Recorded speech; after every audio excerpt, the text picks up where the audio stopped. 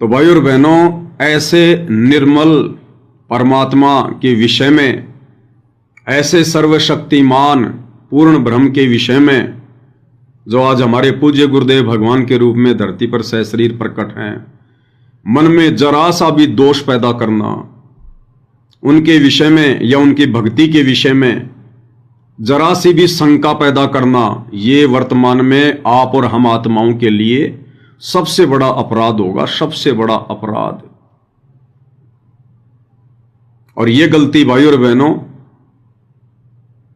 650 साल पहले अर्जुन और सर्जुन ने की थी। अर्जुन और सर्जुन ने, और जब परमात्मा ने उनको नकार दिया उस समय, क्योंकि 64 लाख भक्तों की परमात्मा परीक्षा ले चुके थे, उस गणिका बहन को जो कि उपदेशी हो चुकी थी, उसको हाथी पर बैठा कर और गंगा जल की बोतल गुरुदेव भगवान सतगुरु रामपाल जी ने, इस कबीर भगवान ने अपने हाथ में ले ली और ऐसी लीला कर रहे हैं जैसे कोई शराबी बैठा हो। अपनी बेटी के कंधे पर हाथ रख लिया, गरीबदास जी से एक हाथी किराए पर मंगवा लिया, गरीबदास जी को हाथी का ड्राइवर बना दिया, और बीच में वो गणिका बहन बैठी है, परमात्मा की बेटी बैठी है, और पीछे परमात्मा बैठे हैं गंगा जल की बोतल हाथ में लेकर अपनी बेटी के कंधे पर हाथ रखकर। अब सबसे बड़ी शिक्षा तो भाई और बहनों इस घटना से हमें यह मिलती है कि 650 साल पहले का समय, उस समय गुरुदेव भगवान ने यह तत्व ज्ञान भी नहीं दिया पूरा, किसी को शतनाम भी नहीं दिया परमात्मा ने, प्रथम मंत्र भी पूरा नहीं दिया। फिर भी वो गणिका बहन किस कदर समर्पित हो गई अपने भगवान के ऊपर, अपने गुरु के ऊपर कितना विश्वास कर लिया। और एक बार कहते ही कि बेटी कल सारा हार श्रृंगार करके आना। बोला जी पिताजी, जैसे ही आपकी आ गया। जबकि परमात्मा ने पहले उसका सारा हार श्रृंगार खत्म करवा दिया था कि ये भक्तों के लक्षण नहीं होते, ये भक्तों ने हार श्रृंगार नहीं करने होते। साधु सोई जो सीधा चाल है, हमने भगवान प्रसन्न करना है, दुनिया प्रसन्न नहीं करनी। भक्ति मार्ग में दिखावा नहीं चलता। उसने सारे अपने गहने वाने उतार दिए थे, लेकिन परमेश्वर ने जब हम नीचों की परीक्षा लेनी थी, अपनी बेटी को आदेश दिया कि बेटी कल सारे हार श्रृंगार करके आना। अब यहां 2 शिक्षा मिलती हैं भाई और बहनों हमें। सबसे पहली शिक्षा तो ये कि वो स्पेशल आदेश उस समय गुरुदेव भगवान ने, कबीर देव जी ने केवल उस गणिका बहन को दिया था। अब उस गणिका बहन को सजा धजा देखकर, हार श्रृंगार किया हुआ देखकर, अगर अन्य माता बहनें ये सोचें कि लो जी, इसका मतलब ये तो गुरु जी का आदेश है, अरे गुरु जी इस बहन को तो कुछ कह ही नहीं रहे, और गुरु जी तो इसके कंधे पर हाथ रखकर बैठे हैं, गुरु जी तो बड़े प्रसन्न है इसके हार श्रृंगार से, इसका मतलब गुरु जी को सोना चांदी से कोई दिक्कत नहीं है, गुरु जी को 16 श्रृंगार करने से कोई दिक्कत नहीं है। अरे भाई, वो विशेष परिस्थितियों की बात थी, और जिसको आदेश दिया गया था वो करे। बाकी संगत उन चीजों को देखकर ये ना मान ले कि ये तो गुरु जी का आदेश होगा। जैसे वर्तमान में यही तो धोखाकारी है संगत। राजनीति कर रहे हैं गुरुजी के परिवार वाले, राजनीति में धक्का खा रहे हैं गुरुजी के परिवार वाले, ये कोऑर्डिनेटर, और आम संगत क्या मान बैठी कि गुरुजी को राजनीति से कोई दिक्कत नहीं है। अरे गुरुजी का परिवार कर रहा है ना, गुरुजी से रोजाना बात करते हैं ये लोग, इसका मतलब गुरुजी तो राजनीति से बड़े प्रसन्न हैं। गुरुजी के परिवार ने धनाना गांव में बैडमिंटन का स्टेडियम बना दिया करोड़ों रुपए का। संगत ये सोच बैठी गुरुजी को तो गेम वगैरह खेलने से कोई दिक्कत ही नहीं है, गुरुजी तो नाराज ही नहीं होते। अरे जब गुरुजी के परिवार ने खुद ही स्टेडियम बना दिया तो गुरुजी क्यों नाराज होंगे। तो इस प्रकार से भाई और बहनों, वर्तमान में ज्ञान को आधार ना बना पाने के चलते संगत अपना बेड़ा गर्क करवा रही है, अपनी मर्यादाएं तुड़वा रही है। वो आदेश स्पेशल उस गणिका बहन को था, बाकी संगत को नहीं था। अगर राजनीति करने का आदेश वर्तमान में गुरुदेव की तरफ से भी है, उनके परिवार को तो भाई ये विशेष परिस्थितियों में हो सकता है, परमात्मा अपने बच्चों की परीक्षा ले सकते हैं, लेकिन बाकी संगत क्यों अपनी मर्यादा तोड़वा रही है? अगर बाकी संगत ने भी राजनीति करनी है तो डायरेक्ट हिसार जेल में जाओ, गुरुदेव के समक्ष जाओ और गुरुदेव से आज्ञा लो कि गुरुजी अगर आपकी आज्ञा हो तो मैं बीजेपी वालों का सपोर्ट कर दूं, कांग्रेस वालों का सपोर्ट कर दूं। उसके बाद आप करो, अगर आपने राजनीति भी करनी है, अपने कर्म भी फोड़ने हैं तो। और कोई मूर्ख भगत होगा जो इस प्रकार के घटिया आदेश लेने के लिए जेल में जाएगा, क्योंकि भगवान ने तो अपने सत्संगों में अपना विधान बता दिया कि भाई बंदी छोड़ का तो राजनीति से 36 का आंकड़ा है, कोई लेना देना नहीं है। तो ये परीक्षा का समय है, वही परीक्षा का समय जो 650 साल पहले हम भक्तों की परीक्षा चल रही थी, और उस समय भी हमने विकेट पर विकेट गिरा दिए, और वर्तमान में भी 90% संगत विकेट पर विकेट गिराती जा रही है। एक समय सतलोक आश्रम बरवाड़ा में एक नया भगत था, गुरुदेव से नाम उपदेश ले लिया, ज्ञान को इतना समझ नहीं पाया, लोकलाज में फंसा हुआ था। दर्शनों के समय गुरुदेव भगवान से बोला कि गुरुदेव मेरी बेटी की शादी है और गुरुजी मैंने तो सारा काम करना पड़ेगा, मैंने तो गांव वालों को भोजन भी कराना पड़ेगा, पंडित जी भी बुलाना पड़ेगा, मैंने सारे काम करने पड़ेंगे क्योंकि मैंने लोगों का खा रखा है, इसलिए मुझे भी लोगों को खिलाना पड़ेगा। अब गुरुदेव भगवान ने देखा कि ये नालायक अपने कर्म फोड़ेगा और इतने लोगों के सामने ये बात पूछ रहा है, अब क्या जवाब दूं इसको। तो गुरुदेव ने सोचा कि अगर इसको ज्ञान नहीं होता तो सत्संगों को सुनकर ये समझ ना जाता कि गुरुजी के क्या आदेश हैं, क्योंकि सत्संगों में गुरुदेव ने बता दिया कि बच्चों इस परमात्मा के शरण में आने के बाद, उपदेश लेने के बाद तुम्हारे ये जो कर्जे हैं, तुम्हारा जो ये ऋण है, ये तुम स्वयं नहीं उतार पाओगे, लाख जन्म भी वो परमात्मा उतारेगा। तुम्हारे पिछले ऋण संस्कार ये परमात्मा घटाएगा, तो तुम परमात्मा पे छोड़ दो, जैसा तुम्हें गुरु आदेश दे तुम वैसा ही करो। अगर साधारण तरीके से शादी विवाह रमेणी करने का आदेश है तो वो सबके लिए, तो साधारण तरीके से करो। हमने किसका खा रखा है, किसको खिला रखा है, ये परमात्मा देखेगा। हम तो केवल इसी जन्म का देख रहे हैं, जैसा कि उसने प्रार्थना की कि गुरुजी मैंने गांव में ना जाने कितनी शादियां हुई हैं, कितने ब्याह हुए हैं, मैंने सबका खा रखा है, अब मुझे भी अपनी बेटी की शादी में गांव वालों को भोजन कराना पड़ेगा। तो उस मंदबुद्धि व्यक्ति ने तो केवल ये देखा इसी जन्म का, और गुरुदेव भगवान दिखा दें असंख्य जन्मों का, तो फिर बता कि अगर गुरुदेव उसको दिखा दें युगों युगों के जन्म, वो अरबों खरबों जन्म जिन जन्मों में तूने लोगों का खा रखा है, और गुरुदेव कह दे बेटा ले, अगर तू ही ऋण उतारने वाला है, अपने संस्कार तू ही घटाने वाला है, तो इस जन्म के क्यों, फिर बेटा ये जन्म जन्मांतरों के जो तूने लोगों के खा रखे हैं ये भी तू ही पूरा कर खिला। बाप दादाओं की जमीन बिक जाएगी, बाप दादाओं की जमीन, वो कर्जा नहीं उतर पाएगा। तो गुरुदेव ने सोचा अगर इसको ज्ञान होता तो ये मेरे ऊपर छोड़ ना देता कि भाई वो तो परमात्मा संभालेंगे। अब आज से पहले तो हमने नादानी में ना जाने क्या क्या किया, हम कहां तक ठेकेदार बनेंगे, लेकिन वो नहीं समझ पाया और कहा गुरुजी मैंने तो लोगों का खा रखा है, मुझे भी खिलाना पड़ेगा। तो गुरुदेव भगवान ने उसको कहा कि बेटा ठीक है, लेकिन ये काम करना, लड्डू देसी घी के बनाना, लड्डू देसी घी के बनाना, डालडा प्रयोग मत करना। बड़ा खुश हुआ कि गुरुजी ठीक है, धन्यवाद गुरुजी, चला गया। अब और 2-4 भाई बहन सुन रहे थे ये बात, वहीं पर लाइन तो लगी रहती है भक्तों की, तो 2-4 ने और सुन लिया आसपास वालों ने, और उन्होंने फिर संगत में यह कहना शुरू कर दिया कि भाई ब्याह शादी में लड्डू जलेबी बनाना गुरुजी की तरफ से कोई मना नहीं है। अरे हमने हमारी आंखों से देखा है, कानों से सुना है, हमारे सामने, और गुरुजी ने अपने एक भगत भाई को कहा कि बेटा कर दे कोई दिक्कत नहीं है, लेकिन देसी घी में करना। और इसी प्रकार से ये बात बिगड़ती बिगड़ती बिगड़ती बिगड़ती फिर आगे फैल गई। तो भाई और बहनों, हमने केवल उन्हीं आदेशों को मानना है, उन्हीं आदेशों को फॉलो करना है जो आदेश गुरुदेव ने सारी संगत के लिए सार्वजनिक तौर पर अपने सत्संगों में दिए हैं। बाद में गुरुजी व्यक्तिगत रूप से पर्सनली किसको क्या आदेश दे रहे हैं, क्या आदेश नहीं दे रहे हैं, हिसार जेल से क्या आदेश आ रहे हैं, क्या आदेश नहीं आ रहे हैं, वो आदेश हमारे लिए मान्य नहीं है।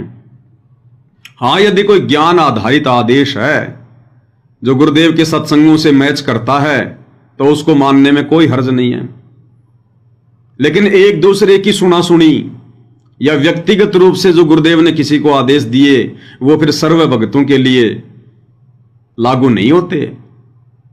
अब गुरुदेव भगवान ने क्यों आदेश दिया? इसलिए आदेश दिया कि अगर इसको ज्ञान होता, अगर ध्यान से सत्संग सुने होते तो ये नियमों से परिचित होता और ये मेरे से इस प्रकार की बेहुदी बात ही ना करता।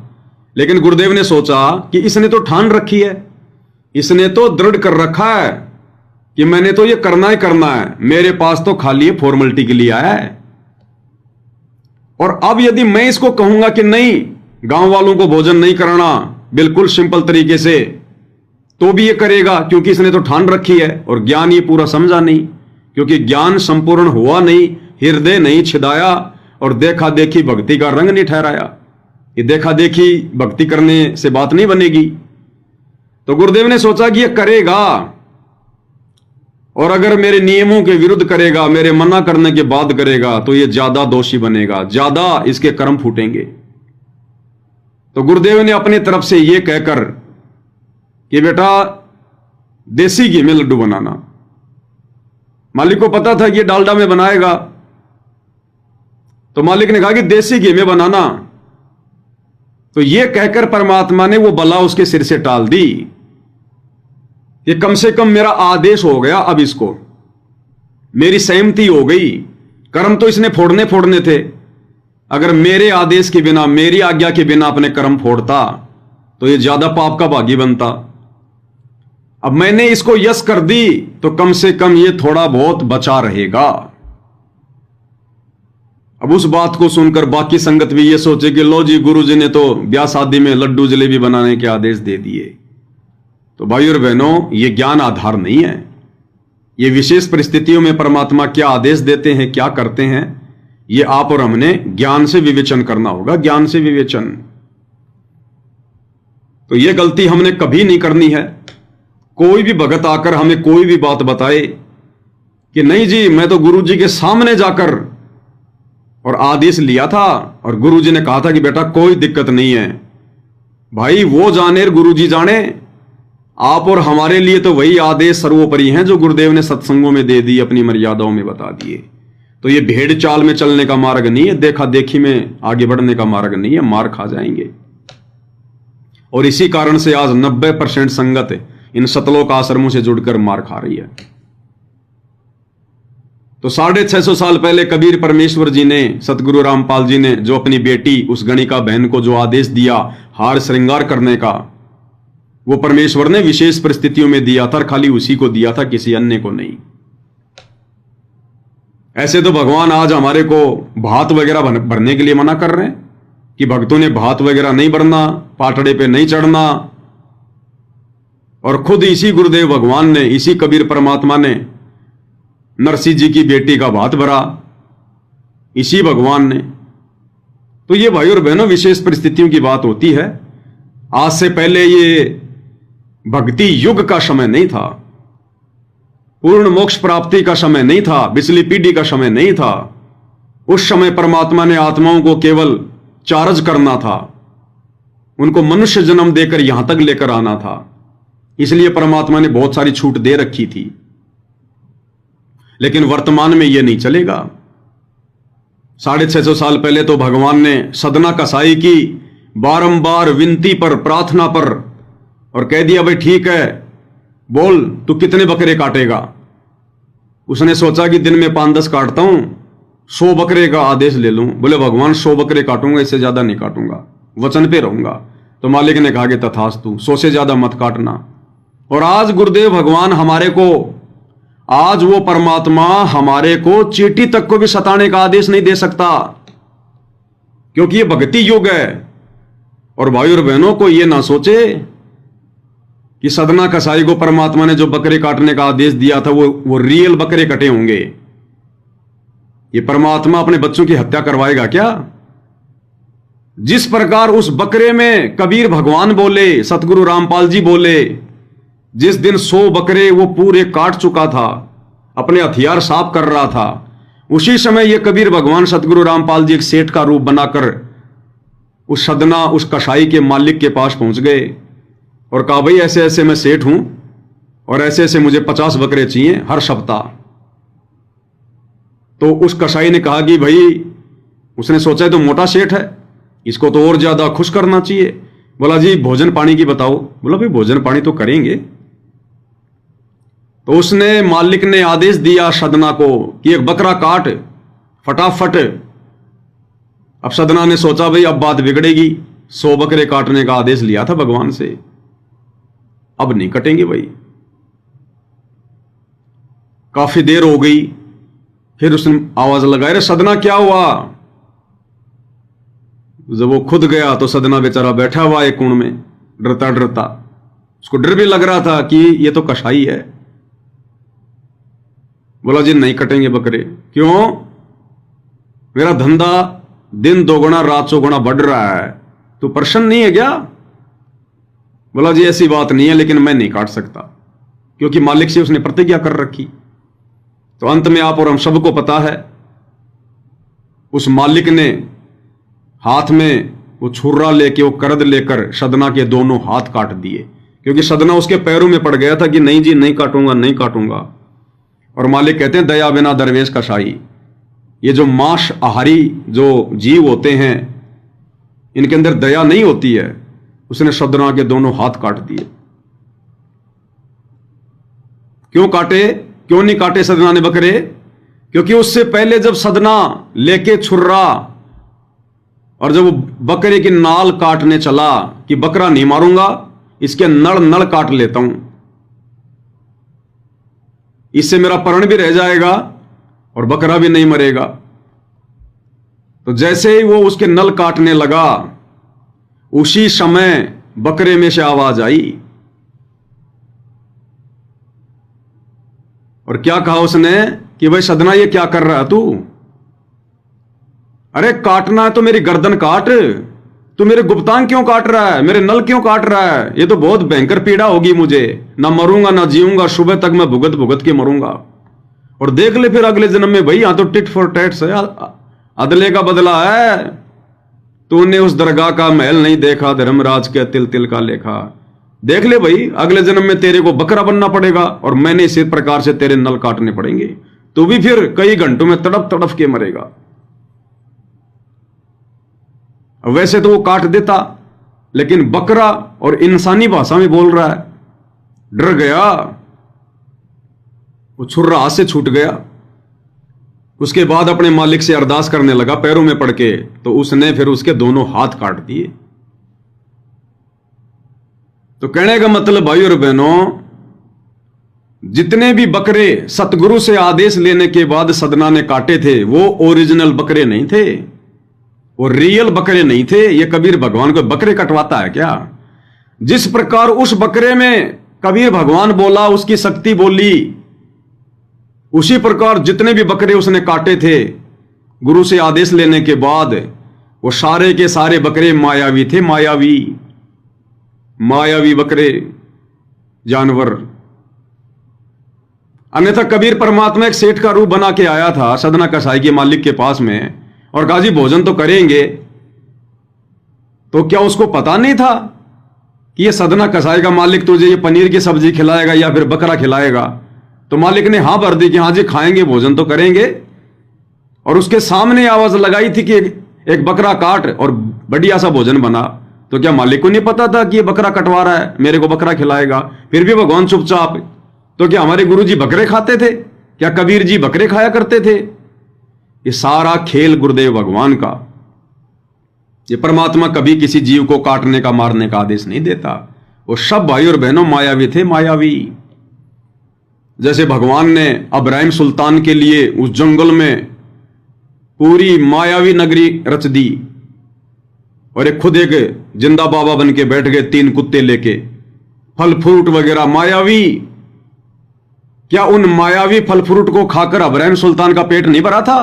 भरा था। क्या उन मायावी उस पानी को पीकर घोड़े की प्यास नहीं बुझी? अब्राहिम की प्यास नहीं बुझी? बुझी। इसी प्रकार जितने भी बकरे सदना कशाई ने काटे थे, ज्ञान आधार यह कहता है कि वो सारे के सारे मायावी थे, मायावी। ये भगवान अपने बच्चों का कत्ल करने का आदेश नहीं दे सकता। तो भाई और बहनों, ये तत्व ज्ञान है। हमने दोष नहीं देखना अपने भगवान में। कहीं कोई कल को हमारे को ये बहका दे कि तेरा काहे का तेरा कबीर भगवान है, तू तो कहता कि हमारे गुरुजी जीव हत्या नहीं करते, ना करने का आदेश देते, और तू खुद ही ये सदना कसाई की ये कथा सुना रहा है, तो 650 साल पहले तेरे भगवान ने बकरे काटने का आदेश क्यों दिया? तो फिर हम भाई और बहन हम तो फंस जाएंगे। तो इस प्रकार भाई और बहनों, हर चीज का समाधान है इस तत्व ज्ञान में, हर चीज का समाधान। ये परमेश्वर लीला करने आता है, आप और हमारी तरह सामान्य जीवन जीने नहीं आता। तो ये भी हमने एक शिक्षा लेनी है भाई और बहनों कि वर्तमान में जो आदेश गुरुदेव ने अपने सत्संगों में दे दिए, सार्वजनिक तौर पर दे दिए, हम भक्तों के लिए वही आदेश मानने होंगे, उनकी पीठ पीछे, उनकी गैर हाजिरी में, क्योंकि हमारी यही तो रिहर्सल चल रही है। सदा तो गुरुदेव भगवान रहेंगे नहीं, तो गुरुदेव के सतलोक जाने के बाद तो फिर कोई भी हमारे को भ्रमित कर देगा कि मेरे को तो रात को गुरुजी स्वप्न में आए और मेरे को तो ये आदेश दिया। गुरुजी का लड़का कह देगा मुझे तो गुरुजी रात को दिखे और गुरुजी ने ये कहा कि संगत में ये लागू कर दो, तो बताओ संगत तो फिर तितर बितर हो जाएगी। तो उस समय हमने दृढ़ रहना है कि तेरे को गुरुजी दिखे या फिर यमराज दिखे, तू जाने और गुरुजी जाने। हमारे लिए गुरुजी जो विधान बना के चले गए, हमें गुरुजी जो आदेश देकर चले गए, हम तो उन्हीं पर रहेंगे। अब तेरे को गुरुजी ने क्या आदेश दिया, तू जाने और गुरुजी जाने। तो ये दो टूक बात होनी चाहिए, तब परमात्मा प्रसन्न होगा। तीसरी बात भाई और बहनों, वो गणिका बहन जिसको 650 साल पहले ना इतना तत्व ज्ञान था, प्रथम मंत्र भी पूरा नहीं मिला हुआ था, ना वो रोजाना सत्संग सुनती थी, ना उस समय कोई स्पीकर थे, ना कोई मोबाइल था, ना कोई टीवी थे जो रोजाना सत्संग सुन लेते। उसके बावजूद भी उस बहन ने लोकलाज नहीं करी। लोकलाज, गुरुदेव कहते हैं लोकलाज ना कीजिए, निर्भय हो रहिए, जय मन चावे राम को तो दाशातन धरिए। यानी भगत में दाशातन आधीनी। अगर कोई गाली भी दे रहा है, आंख भी नहीं दिखानी भगत ने, हाथ जोड़ने, मुस्कुरा कर, कोई बात नहीं भाई, जय बंदी छोड़ की। परमात्मा कहते हैं आप नहा धोकर बढ़िया कपड़े पहनकर जा रहे हो और किसी ने अगर जानबूझकर भी तुम्हारे उन कपड़ों में थूक दिया, कहते हैं जरा भी तामस नहीं आना चाहिए, जरा भी गुस्सा नहीं आना चाहिए कि तूने ये क्या कर दिया, मेरे कपड़े खराब कर दिए, अंधा है, तुझे दिखाई नहीं देता। उसी समय हम फैल, फिर से वही परिस्थिति हमारे सामने परमात्मा प्रकट करेगा। जब तक हम उन परिस्थितियों को पार नहीं कर लेंगे, जब तक हम उन परिस्थितियों को, उन परीक्षाओं को पार नहीं करेंगे, पास नहीं हो जाएंगे, तब तक गुरुदेव भगवान बार बार वैसी परिस्थितियां भिन्न भिन्न हमारे सामने प्रकट करता रहेगा। जैसे जब तक बच्चा 8वीं क्लास में पास नहीं होता, वो 9वीं में नहीं जाता, बार बार उसको 8वीं में बैठाया जाता है, फिर से उसकी परीक्षा होगी, जब वो परीक्षा पास कर लेगा तभी आगे बढ़ेगा।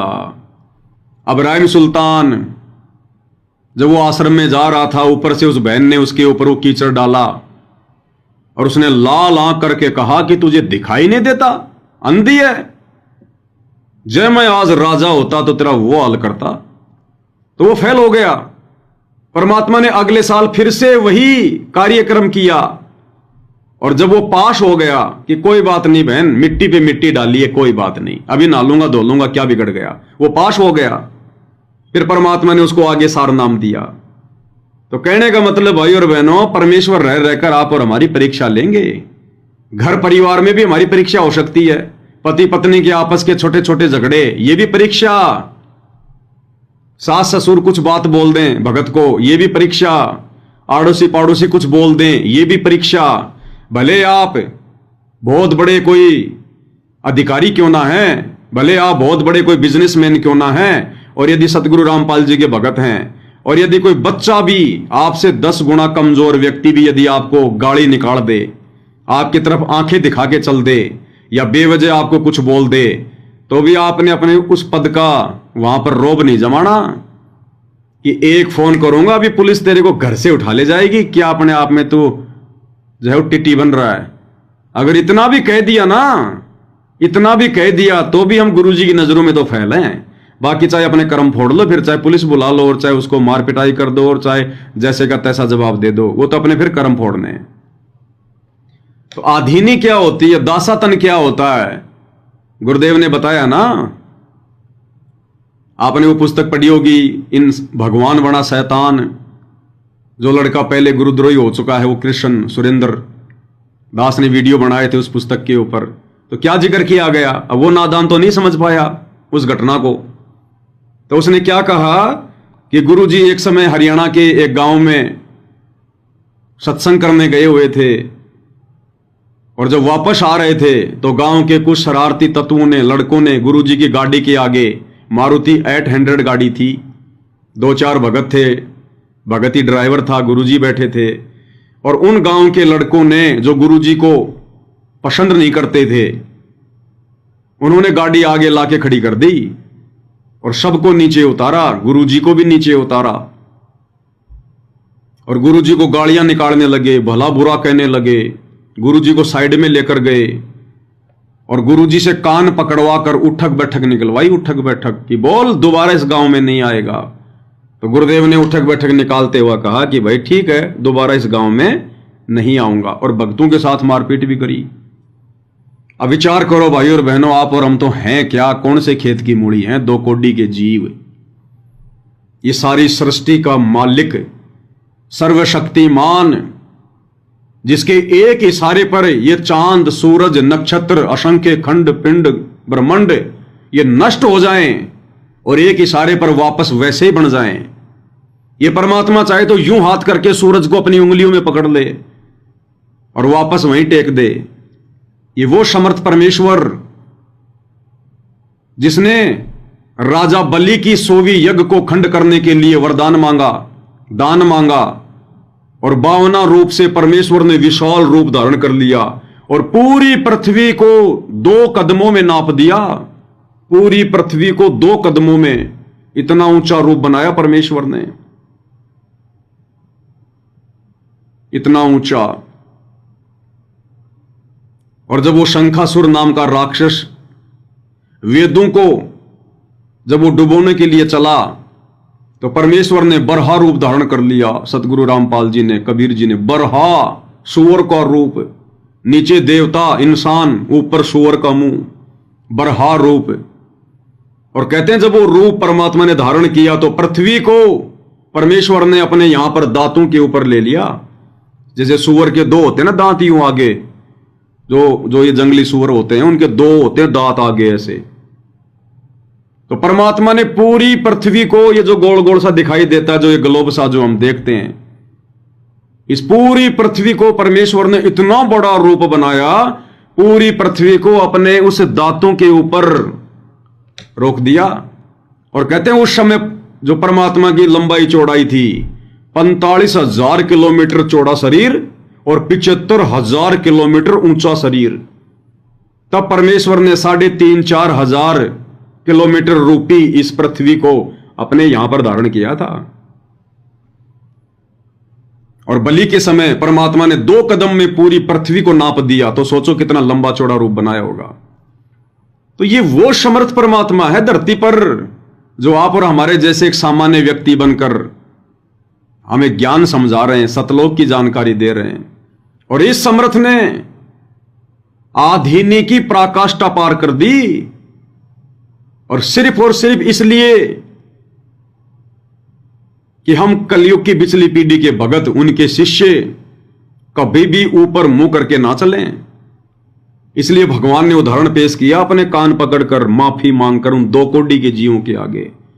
ये परमात्मा हल्की सी फूक भी मार दे तो ये तुम्हारे स्वर्ग लोक और पाताल लोक और तुम्हारे 14 भवन पता नहीं कहां जाके गिरे। ये वो सर्वशक्तिमान भगवान है। भाई और बहनों, दुनिया इनकी महिमा से परिचित नहीं है, इनकी अंश मात्र महिमा से भी केवल आप और हम ही परिचित हैं। इसीलिए उस परमेश्वर की ये महिमा कर रहे हैं, उनके गुणगान कर रहे हैं। जो गुण हैं उस परमात्मा में, हम उन गुणों का बखान कर रहे हैं। आने वाले समय में तो पूरी दुनिया करेगी, पूरी दुनिया, जब ज्ञान हो जाएगा। तो चाहे हम कितने बड़े कोई अधिकारी हैं, यह भी हमारी परीक्षा होगी। भले आप चाहे पुलिस के बहुत बड़े अधिकारी हैं, आईजी डीआईजी हैं आप, और यदि संत रामपाल जी के भगत हैं, और यदि रात चालते किसी व्यक्ति ने आपको कुछ कह दिया, तो आपने आधीनी ही दिखानी पड़ेगी। आधीनी वहां नहीं चलेगी आपकी वो आईजी डीआईजी वाली फीत कि मेरी तो बेइज्जती हो गई, मैं तो इतना बड़ा अधिकारी हूं, सर्वसंपन्न हूं, एक इशारे पर इसको घर से उठवा लूंगा। फिर ये काल भी तुझे एक इशारे पर घर से उठवा लेगा। फिर परमात्मा छोड़ देगा, जा भाई, अभी तो तू अब्राहिम सुल्तान ही है, अभी तेरे अंदर आदीनी नहीं है। गुरुजी मैं तो अधिकारी हूं। किसने कहा था तेरे को तू अधिकारी रहे? किसने कहा? छोड़ दे ये कुबद का गढ़। ये कुबद का गढ़ छोड़ क्यों नहीं देता? अरे भक्ति के लिए तो नित्यानंद जी ने तहसीलदार का वो पद छोड़ दिया। भक्ति के लिए नरसिंह सेठ ने 56 करोड़ की संपत्ति को ठोकर मार दी, सेठ का वो पद छोड़ दिया जिसकी हुंडी चला करती थी।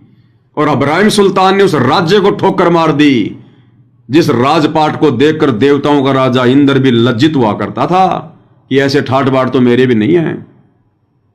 और तू एक छोटा सा ये अधिकारी का लेके पद है और तू अपने आप में अहंकारी बना फिर रहा है। भक्ति करनी है, क्या करना तेरे को?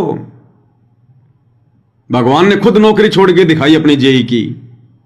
तो ये नहीं चलेगा इस भक्ति मार्ग में। और अब तो फाइनल समय, अब तो कलयुग की बिचली पीढ़ी का समय है। अब ने छोड़ना ये शरीर, अब ने छोड़ना 21 ब्रह्मांड, और हम फूले फिर रहे हैं छोटे से कोई 2-4 स्टार लगा के।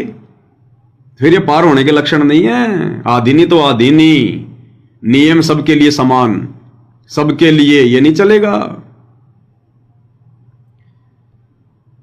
तो उस गणिका बहन ने हाथी पर बैठने से पहले अपने मन में कोई लोक लाज पैदा नहीं करी कि लोग क्या कहेंगे, लोग क्या सोचेंगे मेरे बारे में। कुछ नहीं सोचा। उसने ये सोचा कि गुरुजी ने मुझे जो आदेश दे दिया है, अगर मैंने इस आदेश की पालना नहीं करी तो मेरा क्या होगा? मेरा तो तीनों लोकों में कहीं ठो ठिकाना नहीं होगा। उसने लोकलाज नहीं करी। लोकलाज ना कीजिए, निर्भय हो रहिए, जय मन चावे राम को दाशा तंदरिए। कुलकर्णी के कारण हंसा गया बिगो। कुलकर्णी यानी भाईचारा, आज इस भाईचारे के कारण दबाव में आकर या ये सोचकर कि अगर मैंने संत रामपाल जी का नाम ले लिया, उनकी भक्ति शुरू कर दी, और भक्ति शुरू करोगे तो फिर नियम भी निभाने पड़ेंगे। फिर हम ये सोचेंगे कि लो जी ये तो होली दिवाली, ये तो कोई भी त्योहार मनाने के लिए मना करते हैं, ये सोना चांदी भी पहनना छोड़ना पड़ेगा, टिक्की टाकी भी सब छोड़नी पड़ेंगी। लोग क्या कहेंगे? ये तो विधवा की तरह रहती है। ये है लोकलाज, आण कान मानना कि लोग क्या कहेंगे। कहते हैं जब तक हम इसको समाप्त नहीं करेंगे, और यह समाप्त होगी गुरुदेव का ज्ञान सुनकर समझकर। लोग क्या कहेंगे? आज तो चलो लोगों की लोकलाज में आके हार श्रृंगार भी करो, सोना चांदी भी पहनो, क्योंकि मनुष्य जन्म है। और कल को फिर भक्ति बनेगी नहीं। फिर कल को उसी गांव में कुतिया बन के आएगी, वो कुतिया, गधी, सुअरी, और पूरे गांव वालों के सामने पूंछ उठा के नंगी होके घूमेगी। तब उसकी इज्जत कहां गई? वो कौन से गांव वाले उसको जींस पहनाएंगे उस कुतिया को? फिर कौन सा आदमी उसको घाघरा पहनाएगा कि तू नंगी होके घूम रही है? तेरी इज्जत का क्या होगा? तो हमने चिंता करनी है अपने गुरुदेव के वचन की कि हमारे गुरुजी नाराज ना हो जाएं। ये मनुष्य जन्म भक्ति के लिए मिलता है, गुरु वचन निभाने के लिए मिलता है, यहां से अपना पीछा छुड़वाने के लिए मिलता है। तो गणिका बहन ने कोई लोक लाज नहीं करी। तो यह भी एक बहुत बड़ी शिक्षा है भाई और बहनों, वर्तमान में आप और हम सब के लिए। जब 650 साल पहले वो बहन इतने सत्संग भी नहीं सुना करती थी, और उसने भी कोई लोक लाज नहीं करी कि मैं तो अपने गुरु जी के साथ में बैठी हूं। अपने गुरु के मैं संग संग होली, अपने गुरु के मैं संग संग होली, सखीरी मोहे तनिक न आई लाज, आज गुरु दरस दिखाए री। सखीरी मारे जगे पूरब ले भाग, आज गुरु दर्श दिखाए री। अपने गुरु के मैं संग संग होली, यानी जैसा मेरे गुरुदेव ने मुझे भक्ति मार्ग पर आगे बढ़ने के लिए नियम मर्यादा बताई, कहते मैं तो वैसे ही आगे आगे बढ़ ली। गुरुजी ने कहा कि सोना चांदी नहीं पहनना तो नहीं पहनना। गुरुजी ने कहा कि हमने ये बार त्योहार फालतू की चीजें नहीं मनानी तो नहीं मनानी। अपने गुरु के मैं संग संग होली, सखीरी मोहे तनिक न आई लाज। मैंने संसार की तरफ झांक कर भी नहीं देखा, ये रिश्तेदार क्या कहेंगे, भाई बंधु क्या कहेंगे। कल को घर में बेटा बीमार हो गया और लाखों रुपए हॉस्पिटल में लगने हैं, वो भाई बंधु चवन्नी निकाल के नहीं देंगे, चवन्नी। उल्टा तुम्हारा वो मजाक और करेंगे। यहां भाई बंधु किसी के नहीं है, असंग जन्म हो गए भाई बंधु के चक्कर में पड़ते पड़ते हमारे को। तो लोक लाज उस गणिका बहन ने नहीं करी, जबकि वर्तमान कलयुग की पिछली पीढ़ी में तो गुरुजी ने ज्ञान का खजाना खोल के रख दिया। दिन रात सत्संग सुनने के लिए internet, mobile, TV, speaker, memory card, पता नहीं क्या क्या दे दिया। आप और हमने तो इस लोकलाज को जड़ से समाप्त करना, जड़ से। हमने दो कोड़ी के जीवों की परवाह नहीं करनी, वो चाहे रिश्तेदार हो, चाहे परिवार में हो, चाहे समाज में हो। हमने परवाह करनी है अपने गुरुदेव भगवान की, उनके वचन की, कि जिन बातन से गुरु दुख पावे तिन बातों को दूर भगावे। जिन कर्मों से हमारे गुरु जी दुखी हो, नाराज हो, उनके निकट भी नहीं जाएंगे हम, निकट भी। हमने मोक्ष करवाना है, आत्म कल्याण करवाना हमने।